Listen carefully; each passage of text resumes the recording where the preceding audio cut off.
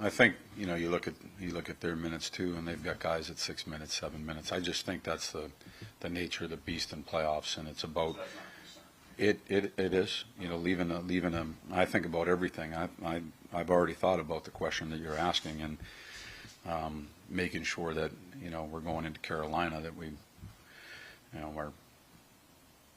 have the lineup that we want in there, and I understand why you're asking the question. I just feel like that happens all the time in playoffs. When you get down to it, you're trailing a third period. You got to get regardless of minutes, right? It's about winning that hockey game, and so you're constantly. I think about, as I was running the game last night, I was thinking about, Mika's line coming off. Maybe Bergey's line goes out. They're playing for 30 seconds, and all of a sudden there's an offensive zone faceoff, and you put Mika back out there. You just jump in the lineup. You're trying to tie that game. You're trying to get into that game and get it tied up. And then the same thing held true for overtime in the way I played it.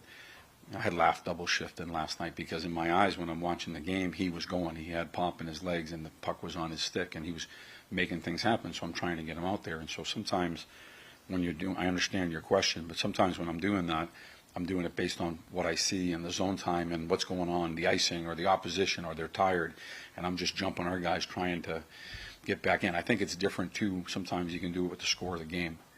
So when you're up 4-0, you can get that roll of the bench and you can just stay out there. But when you're chasing that game and then it's into overtime and every decision matters, I'm doing what I think is right.